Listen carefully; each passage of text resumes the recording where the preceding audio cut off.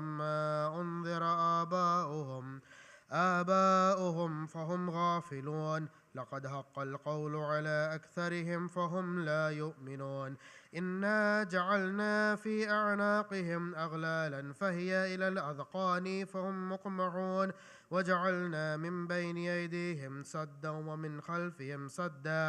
ومن خلفهم سدا فأغشيناهم فهم لا يبصرون وسواء عليهم أنذرتهم أم لم تنذرهم لا يؤمنون إنما تنذر تبع الذكر وخشي الرحمن بالغيب فبشره بمغفرة وأجر كريم إنا نحن نحيي الموتى ونكتب ما قدموا وآثارهم وكل شيء أحصيناه في إمام مبين واضرب لهم مثلا أصحاب القرية إذ جاءها المرسلون إذ أرسلنا إليهم 2 فكذبوهما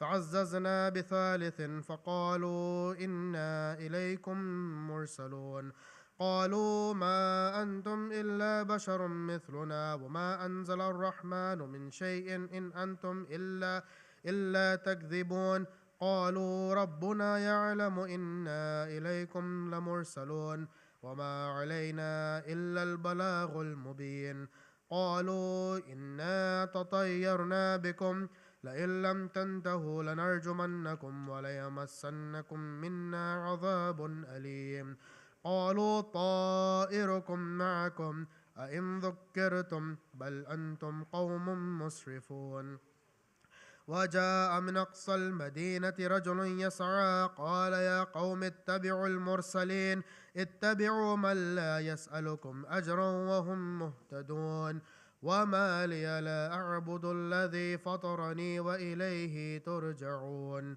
أتخذوا من دونه آلهة إن يردني الرحمن بضر لا تغني عني شفاعتهم شيئا ولا ينقذون إني إذا لفي ضلال مبين إني آمنت بربكم فاسمعون قيل ادخل الجنة قال يا ليت قومي يعلمون بما غفر لربي وجعلني من المكرمين وما أنزلنا على قومه من بعده من جند من السماء وما كنا منزلين إن كانت إلا صيحة واحدة فإذا هم خامدون يا حسرة على العباد ما يأتيهم من رسول إلا كانوا به يستهزئون ألم يروا كم أهلكنا قبلهم من القرون أنهم إليهم لا يرجعون وإن كل لما جميع لدينا محضرون وآية لهم الأرض الميتة أحييناها وأخرجنا منها حبا فمنه يأكلون وجعلنا فيها جنات من نخيل وعناب وفجرنا فيها من العيون ليأكلوا من ثمره وما عملته أيديهم أفلا يشكرون سبحان الذي خلق الأزواج كلها مما تنبت الأرض ومن أنفسهم ومما لا يعلمون وآية لهم الليل نسلخ منه النهار فإذا هم مظلمون والشمس تجري لمستقر لها ذلك تقدير العزيز العليم والقمر قدرناه منازل حتى عاد كالعرجون القديم لا الشمس ينبغي لها أن تدرك القمر ولا الليل سابق النهار وكل في فلك يسبحون وآية لهم أنا حملنا ذريتهم في الفلك المشحون وخلقنا لهم من مثله ما يركبون وإن نشأ نغرقهم فلا صريخ لهم ولا هم ينقذون إلا رحمة منا ومتاعا إلى حين وإذا قيل لهم اتقوا ما بين أيديكم وما خلفكم لعلكم ترحمون وما تأتيهم من آية من آيات ربهم إلا كانوا عنها معرضين وإذا قيل لهم أنفقوا مما رزقكم الله قال الذين كفروا للذين آمنوا ونطعم من لو يشاء الله وأطعمه إن أنتم إلا في ضلال مبين ويقولون متى هذا الوعد إن كنتم صادقين ما ينظرون إلا صيحة واحدة تأخذهم وهم يخصمون فلا يستطيعون توصية ولا إلى أهلهم يرجعون ونفخ في الصور فإذا هم من الأجداث إلى ربهم ينسلون قالوا يا ويلنا من بعثنا من مرقدنا هذا ما وعد الرحمن وصدق المرسلون إن كانت إلا صيحة واحدة فإذا هم جميع لدينا محضرون فاليوم لا تظلم نفس شيئا ولا تجزون إلا ما كنتم تعملون إن أصحاب الجنة اليوم في شغل فاكهون هم وأزواجهم في ظلال على الأرائك متكئون لهم فيها فاكهة ولهم ما يدعون سلام قولا من رب رحيم وامتازوا اليوم أيها المجرمون ألم أعهد إليكم يا بني آدم ألا تعبدوا الشيطان إنه لكم عدو مبين وأن اعبدوني هذا صراط مستقيم ولقد أضل منكم جبلا كثيرا أفلم تكونوا تعقلون هذه جهنم التي كنتم توعدون اصلوها اليوم بما كنتم تكفرون اليوم نختم على أفواههم وتكلمنا أيديهم وتشهد أرجلهم بما كانوا يكسبون ولو نشاء لطمسنا على أعينهم فاستبقوا الصراط فأنى يبصرون ولو نشاء لمسخناهم على مكانتهم فما استطاعوا مضيا ولا يرجعون ومن نعمره ننكسه في الخلق أفلا يعقلون وما علمناه الشعر وما ينبغي له إن هو إلا ذكر وقرآن مبين لينذر من كان حيا ويحق القول على الكافرين أولم يروا أنا خلقنا لهم مما عملت أيدينا أنعاما فهم لها مالكون وظللناها لهم فمنها ركوبهم ومنها يأكلون ولهم فيها منافع ومشارب أفلا يشكرون واتخذوا من دون الله آلهة لعلهم ينصرون لا يستطيعون نصرهم وهم لهم جند محضرون فلا يحزنك قولهم إنا نعلم ما يسرون وما يعلنون أولم ير الإنسان أنا خلقناه من نطفة فإذا هو خصيم مبين وضرب لنا مثلا ونسي خلقه قال من يحيي العظام وهي رميم قل يحييها الذي أنشأها أول مرة وهو بكل خلق عليم الذي جعل لكم من الشجر الأخضر نارا فإذا أنتم منه توقدون أو ليس الذي خلق السماوات والأرض بقادر على أن يخلق مثلهم بلى وهو الخلاق العليم إنما أمره إذا أراد شيئا أن يقول له كن فيكون فسبحان الذي بيده ملكوت كل شيء وإليه ترجعون صدق الله العلي العظيم اللهم صل على محمد وآل محمد فاتحة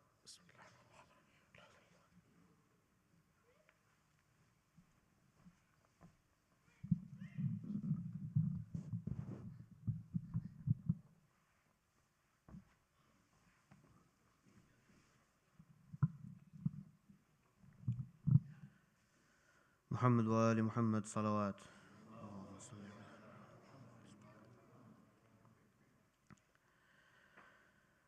मेरे बाबा मेरे बाबा मेरे बाबा मेरे बाबा भाई जब मारा गया आप कहाँ थे बाबा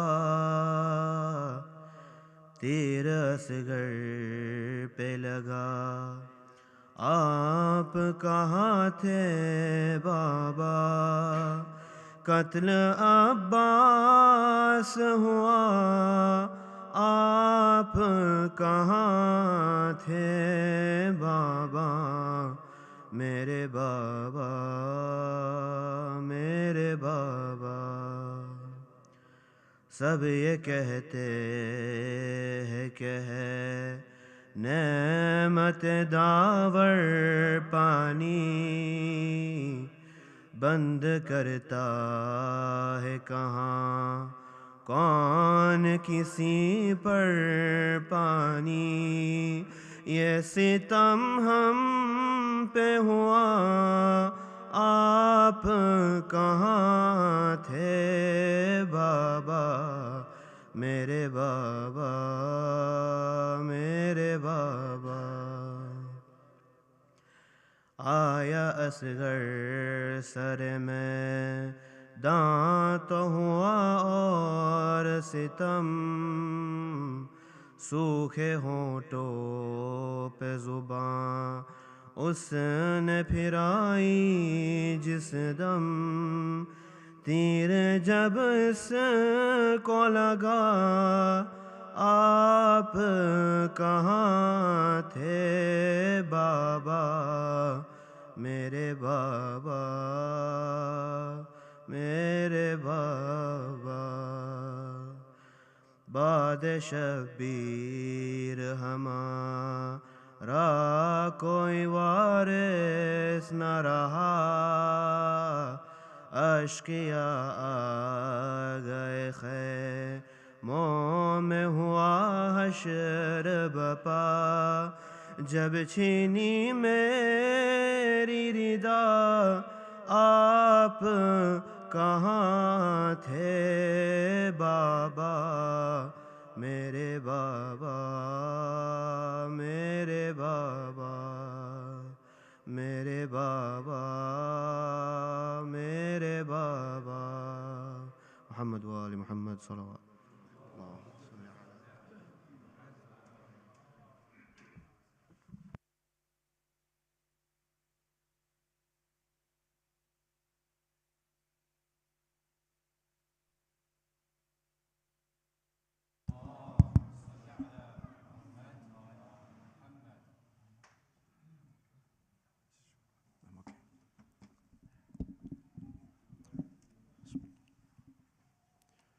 أعوذ بالله من الشيطان الرجيم بسم الله الرحمن الرحيم السلام عليكم جميعا ورحمة الله. I know that it's been a long day for many of us and this is going to be a very short majlis, but just 1 or 2 points before I actually start the lecture. First of all, on behalf of the family, we'd like to thank the burial committee. They have done just an amazing job. 2 days ago, we heard and we saw our brother passing and our marhum passing right in front of us. And yet from then on, they took over and they did everything smooth, so flew smoothly that we cannot thank you enough. May Allah give you the reward for all that they've done. Secondly, I was also asked to explain why it is makruh for the family members, blood members, to put the soil in the qabr. This is only because of the emotions that they feel at that time, to try and reduce and the difficulties that they go through, because it is emotionally is very difficult for everybody, but especially for the closest relatives. Marhum himself, as many of you know, lived a full life, but it's very easy for us to remember death. But more importantly, I think in such occasions, we should remember the legacy that he left behind. The legacy not only in terms of what he did, but also the kind of values that he instilled within us. And values not only in what he told us to do, but how we learn from what he did. Because as they say, actions speak louder than words.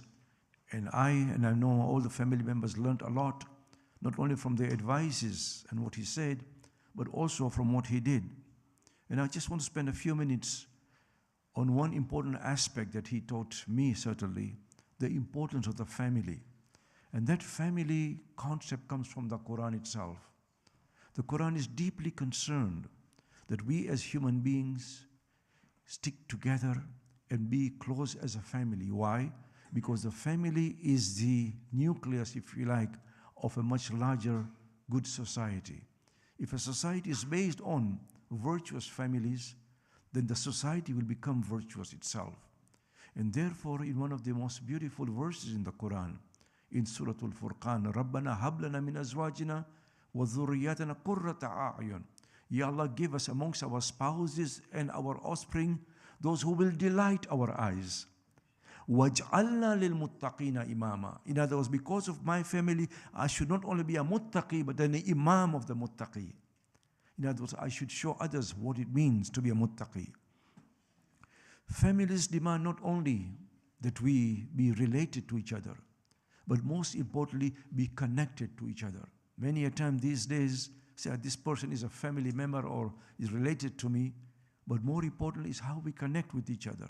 Therefore, you'll find in the Quran that when it comes to giving something, the family comes first. وَإِيتَاءِ ذِي الْقُرْبَى وَالْيَتَامَ وَالْمَسَاكِينَ. First comes dhil qurba. You give those who are closely related to you first. In many ways, I as a parent become more complete through my children. Our children complete us many a time. And in one of the most beautiful verses amongst many others in the Quran, that Allah subhanahu wa ta'ala said, Rabbi awzi'ani an ashkura ni'mataka allati an'amta alayya wa ala walidayya. Oh my Lord, inspire me. Rabbi awzi'ani an ashkura, that I should remember you and I should thank you because of what my parents have given me and through my children. Wa aslih li fi dhurriyyati. Reform me through my children.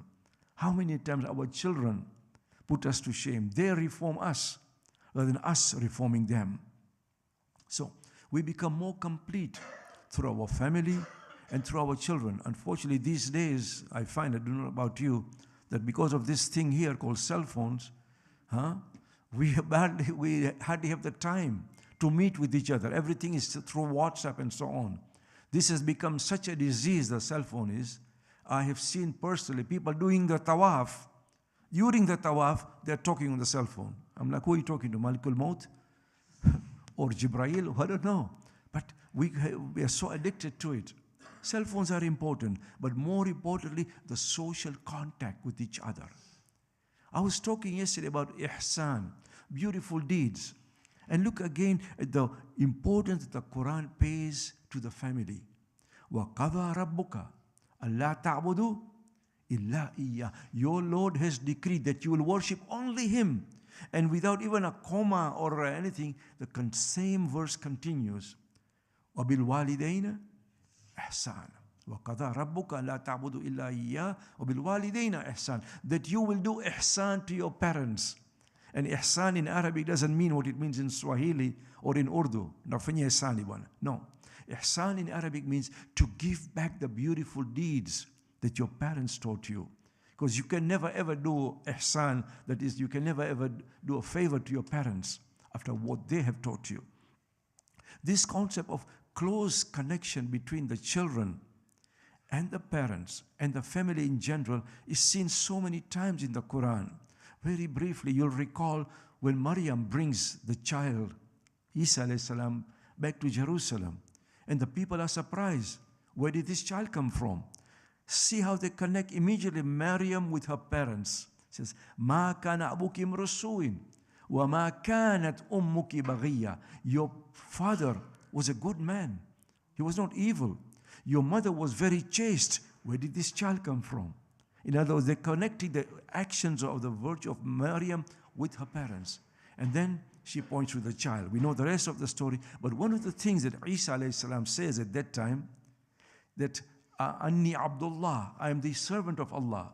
Atani al-kitaba wa ja'alin nabiy. And then he says, wa awsani bis salati wa zakati ma dumtu hayyan wa barran bi walidati.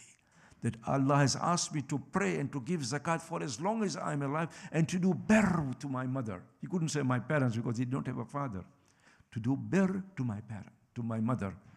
Allama Tabai is asked, he says in his Mizan, he says, this birr, doing good to your parents, does not end when your parents die. Doing birr to your parents ends when you die. In other words, as long as you are alive, you will do something in the name of your parents, whether it's just a 2 rakat namaz or planting a tree or establishing a hospital, whatever it may be. In the name of your parents, you do good. Why? Because that is the legacy the values they have instilled within you. Look again the way that the Quran talks of the family connection. And by the way, it talks of different values with different members of the family. The grandparents, many a time, we just submit or just keep the grandparents, the seniors, at the back of the hall. Huh? I remember a long time ago, I did a survey in America for a book I was writing called Shiism in America. And I asked the local centers, what do you do for your seniors? And the answer I got, we give them chairs to sit on. Should be doing much more than that. I'm sure we can do much better than that. What contribution do your women make in your mosque? They make chai for us. That's the kind of thing that people do. But in any case, the Quran establishes a very close connection between the parents and the grandparents, the grandchildren and the grandparents. إِمَّا يَبْلُغَنَّكَ الْكِبَرَ أَحْدَهُمَا أَوْ كِلَاهُمَا وَلَا تَقُلْ لَهُمَا أَفٍّ. If one of them or both of them attain kibar, the Quran says, seniors, don't even say off to them. وَقُلْ لَهُمَا قَوْلًا كَرِيمًا. And speak to them in a dignified manner. Because sometimes the seniors become difficult, like children. So, but the Quran says, don't say anything that will hurt them. Talk to them in the most dignified manner. And then the dua that we all recite, رَبِّ ارْحَمْهُمَا Kama Rabbayani Saghira, is not only a dua, my sisters and brothers. It's actually a reminder to ourselves, oh my Lord, have mercy on them the way that they had mercy on me when I was young. Treat them nicely the way that they treated me when I was young. My sisters and brothers, I want to end now, but there's a beautiful hadith from Imam Ja'far as-Sadiq alayhi salam that comes to my mind, where the Imam says to us as parents, when we look at our parents, that is the senior, says, don't forget your children are watching you. Your children are watching you. If you mistreat your parents today, tomorrow they'll mistreat you too. It says, we saw how you treated your parents. And therefore, especially for the seniors, make sure that we treat them with the utmost respect. This final hadith that I want to quote comes from Al-Kafi, or a story by of a person called Zakaria bin Ibrahim. Zakaria is living in Kufa. He's a Christian. His mother is blind. His father is old. But Zakaria converts. He, as a Christian, was reading the Quran. He converts and he comes to Hajj. Imam as-Sadiq alayhi salam hears about Zakaria. He says, call him here.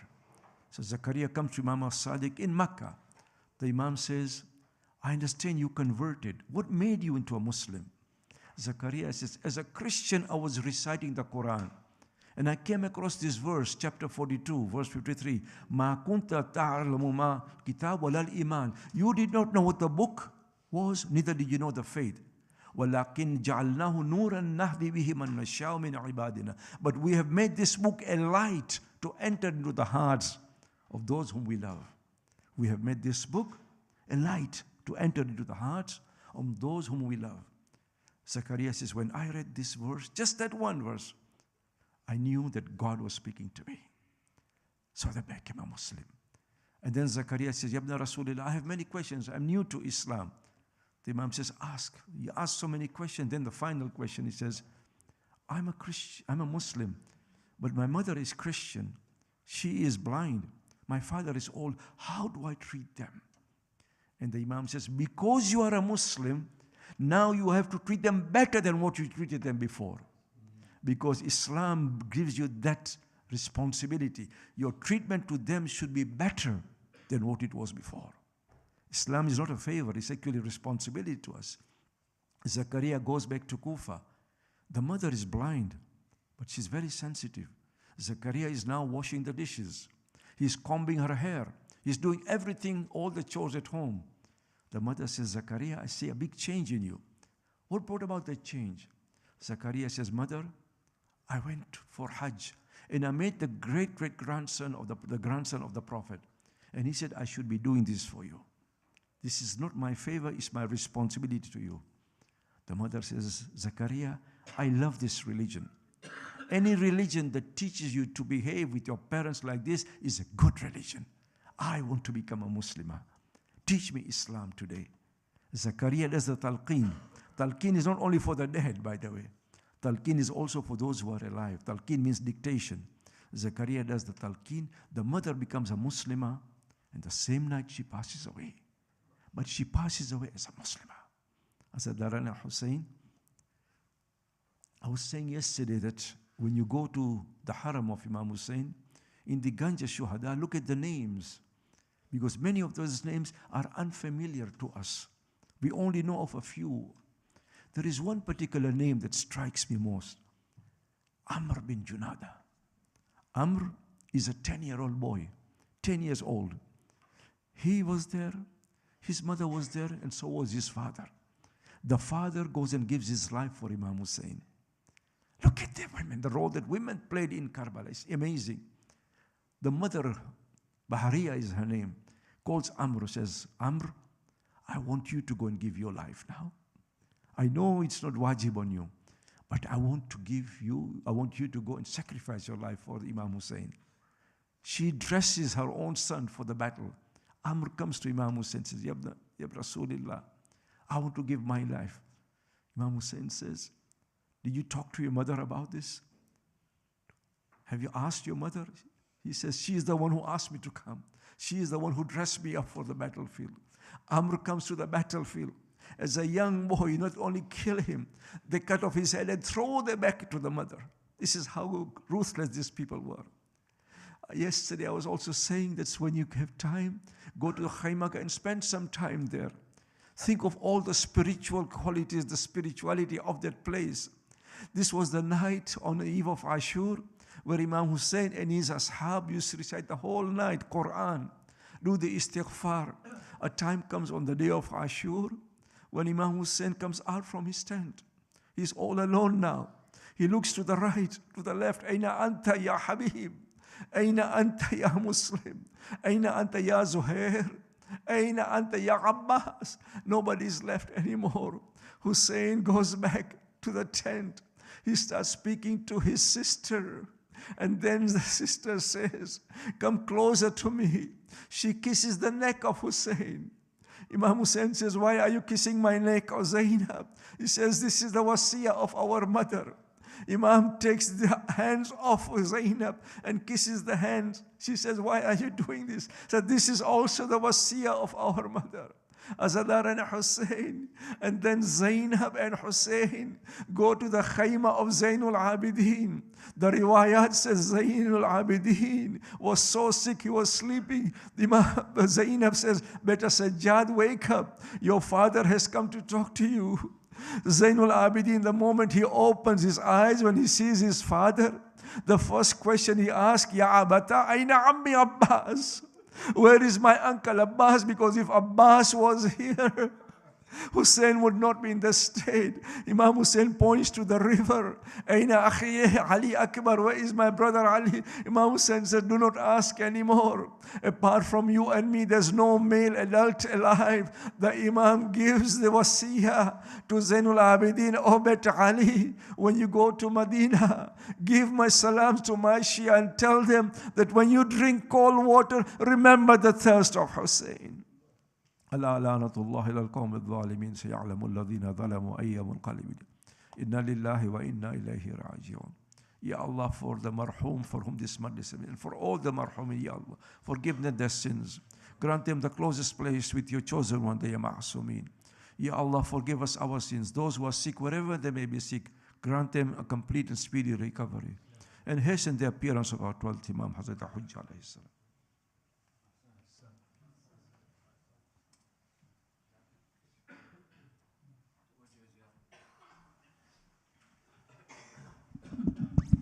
توجه زيارة.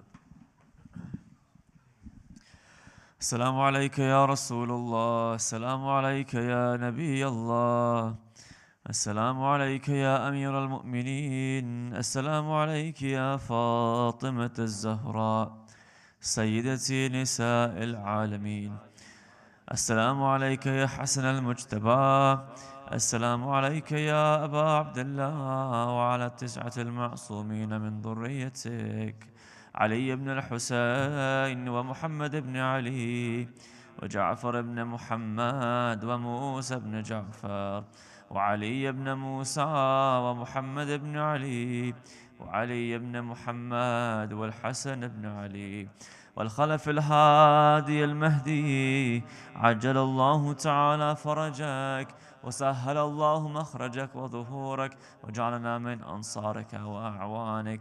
والسلام عليكم ورحمة الله وبركاته. بسم الله الرحمن الرحيم. اللهم كل وليك الحجة بن الحسن صلواتك عليه وعلى آبائه في هذه الساعة وفي كل ساعة وليا وحافظا وقائدا وناصرا ودليلا وأينا حتى تسكنه أرزك توعا تمتعه فيها طويلا برحمتك يا أرحم الراحمين.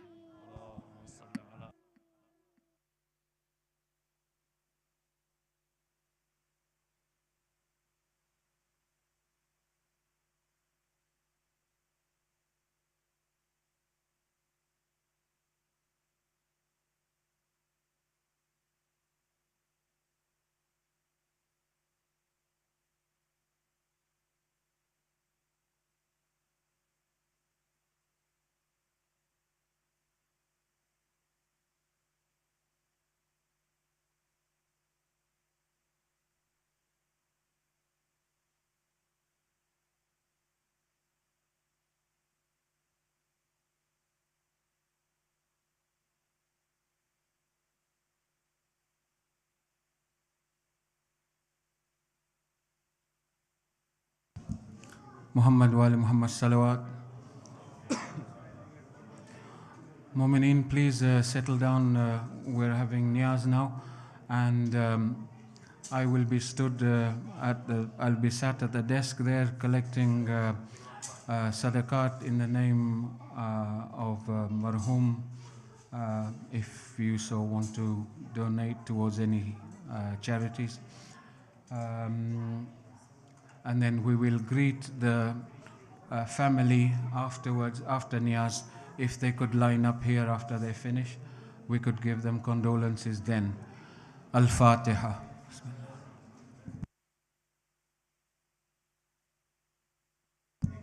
I've already mentioned about Namaz-e-Wahshat. Please don't forget Marhum Muallim in your Namaz-e-Wahshat tonight.